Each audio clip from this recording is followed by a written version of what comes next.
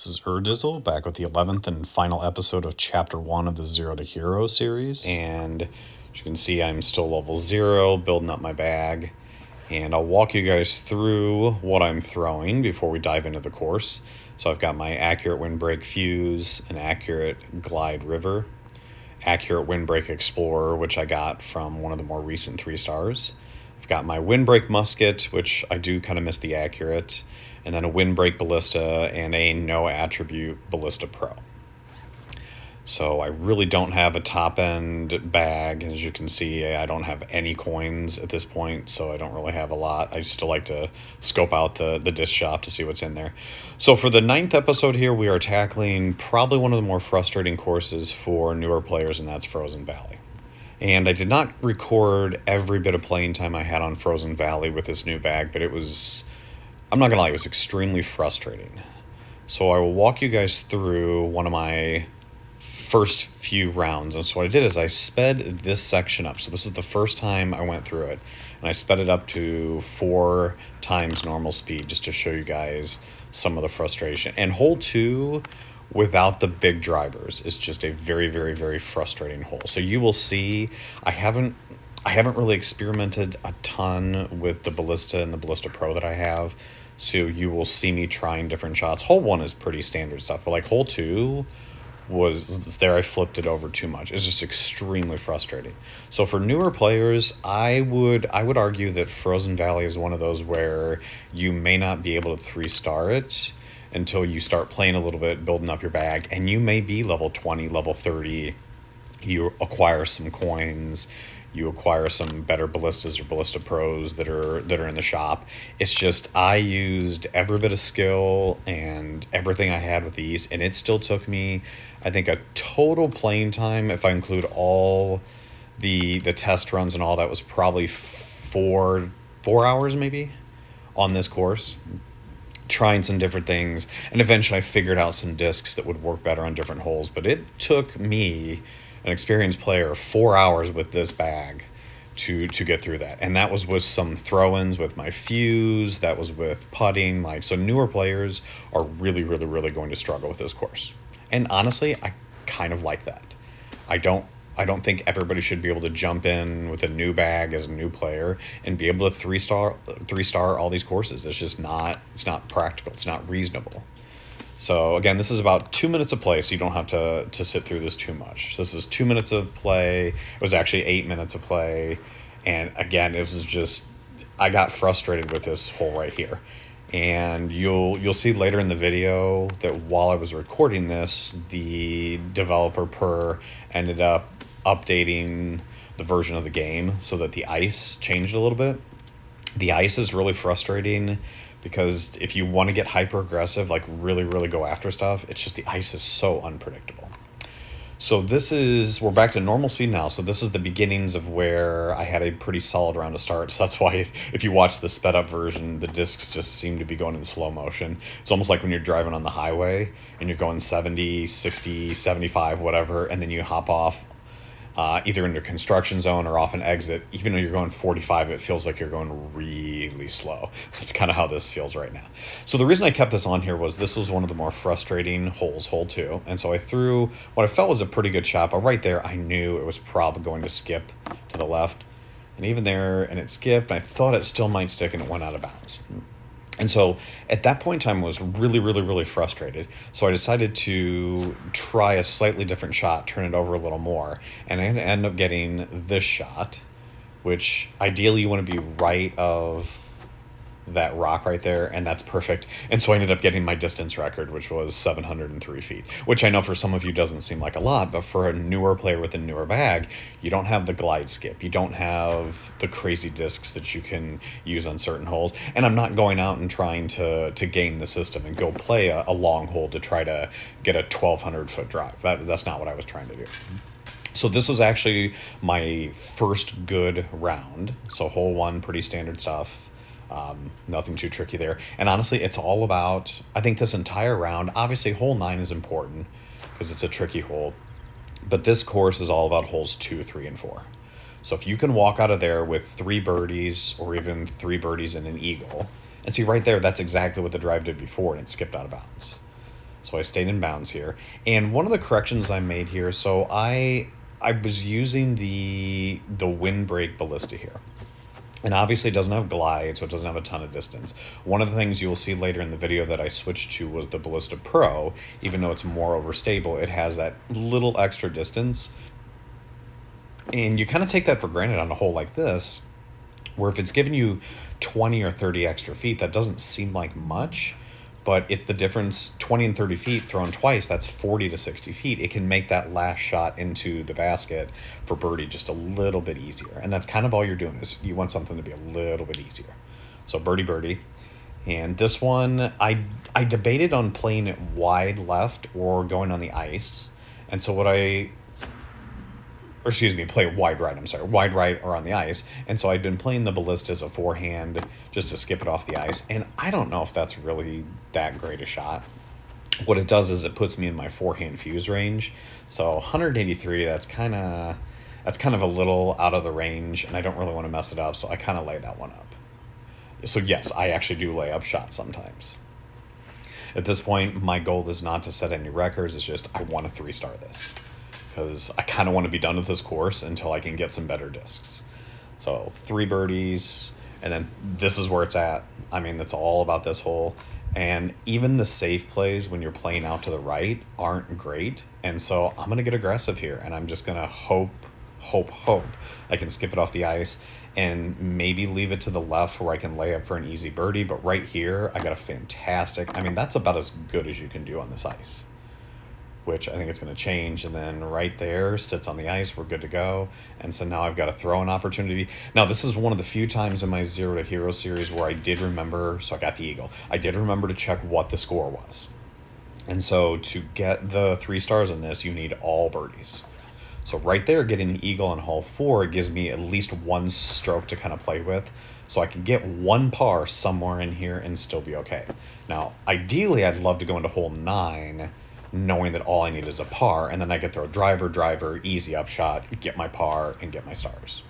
And so here I throw my river and leave myself there, and I love the snow, just eats it up.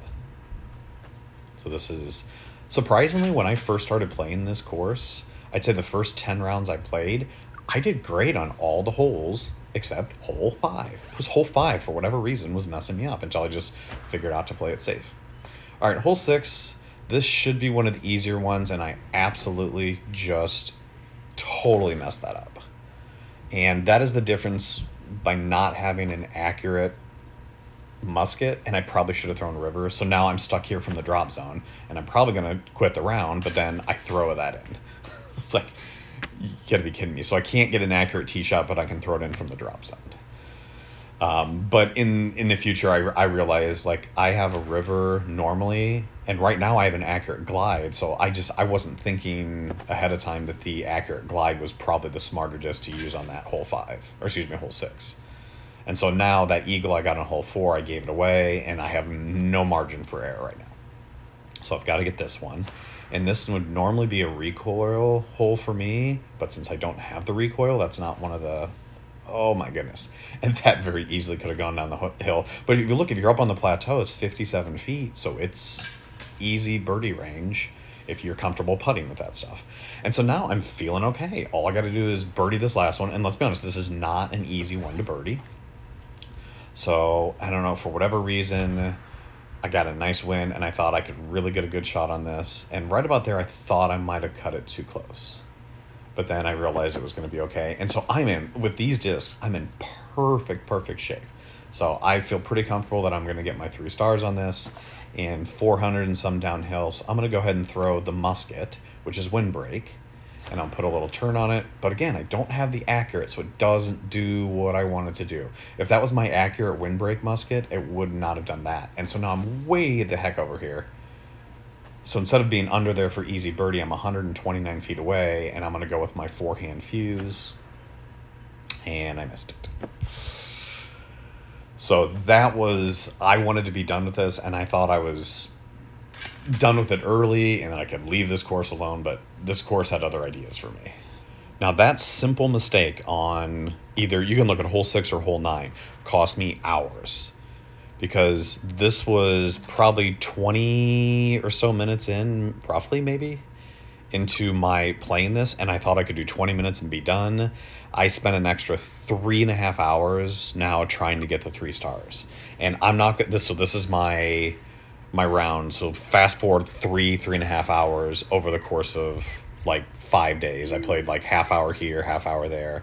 I had to take a couple breaks because I was frustrated, but that was a crucial, both of those were crucial mistakes that cost me a lot of time. So very frustrating. And again, without me showing all the mistakes I was making on the rounds in between, hole 2 just sucked. So you'll notice here that I'm switching. My last run I used the Ballista. That's the Ballista Pro, which seems like it would not be as good a disc, and that's a phenomenal kick right there. And that will most likely be, is that my distance record? No, 705. You'd think with having the Ballista Pro being a little more overstable, it would have a tendency to go in the water more, and it did. But again, the Ballista Pro has a little more distance than the Ballista, and so it gets me up here. So right now I'm 381. If I was throwing the Windbreak Ballista, I'd be 440, 430. And just that extra distance makes a huge difference. And so now, instead of being way back from 60, 80 feet, because it is uphill a little to this basket, I'm putting from 53 feet. So that was the difference I made, or different change I made, was switching over to the Ballista Pro off the tee, even though it's not as accurate. Here's the second thing I did differently. The frustration level of getting hole 2 and then trying to skip off the ice and getting a bad break, I decided just to play it safe over here, play it to the right. So I'm not playing for eagle, but if you play this smart, we're just going to play this out to the right. If you play it smart, it's an easy birdie. It's all about how aggressive you want to get. And even that was a little shorter than I wanted. I probably should have thrown my river, but I was a little concerned with the distance of that river, but still within 50 feet, and I almost leaked the putt out to the left. So again, you will notice I get a little more conservative. Hole 4 here, I don't know if there is a conservative. I just don't think there's an easy, safe play on this hole, which I kind of like. And right there, I thought I messed this up. And all I was hoping for was just sit up on there. And once it did that and started rolling, I thought for sure it was in the water, and it stuck. And I was like, oh. Now, I wasn't sure what to throw, but 160 feet, I'm just going to throw a fuse way, way, way up in the air, get over the rocks, and hope that it just stops. And right there, I thought that was OB. I honestly thought that was out of bounds. And that's one thing you'll notice about this course, the baskets that are close to the water. If you're right on the shoreline, even though it's in the water, it does count it as being in, because I think the water's not deep enough. And then from there, I felt pretty solid. Again, I don't have the eagle like I did that last round to work with, but here I played a nice safe play out to the side. And a couple times I messed this hole up. I left it short, which I did not want to do. And with that tailwind, I don't want to do the river because I think it'll go too far. And that one I messed up. I did not want to leave myself at that tree, so now 72 feet, that is out of putting range, so I have to throw it. And I made it, but that's way, way, way further back than I should have been. That should have been easily within 20 feet.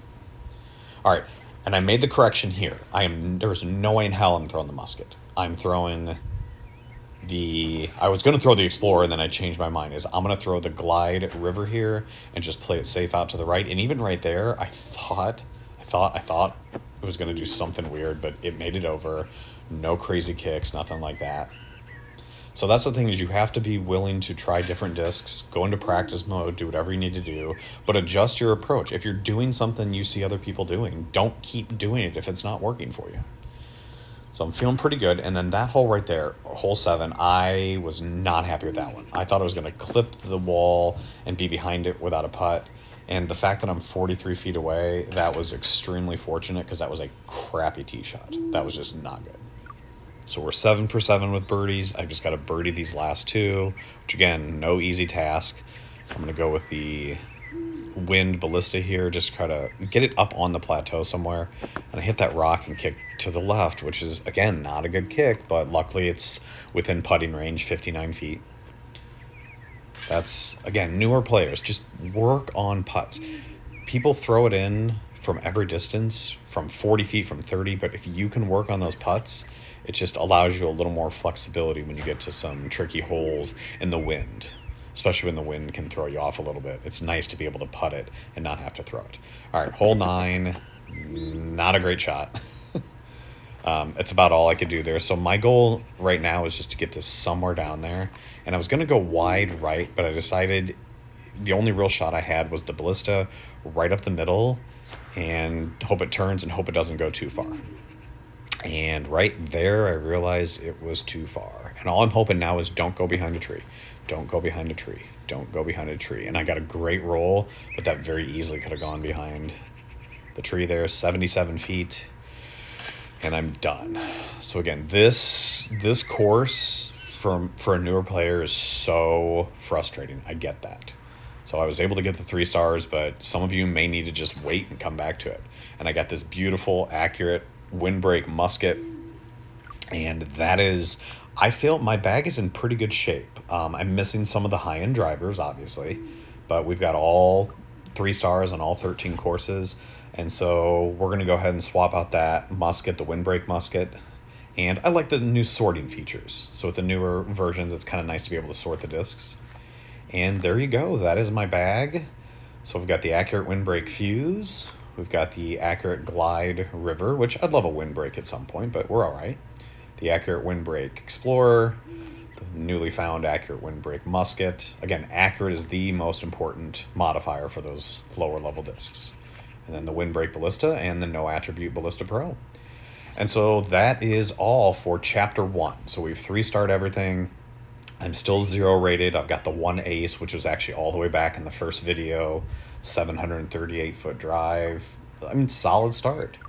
And so chapter 2, we're going to transition over to powering up a little bit, and we're going to start getting into the AI tournaments. Remember, I'm not ready for multiplayer or pro tour, and we're going to tackle these to see if we can build up some experience and some coins to see if we can get some better discs. Now, some would argue you could do that quicker by playing multiplayer and doing the pro tour. I kind of want to take this from a different perspective and not jump into those right away and just get some experience through these tournaments. And then hopefully when I do transition over to multiplayer, I've got the skills with the discs and the discs to be able to compete. And that wraps up chapter 1 of the 0 to Hero series. Thanks for joining me for all 9 episodes.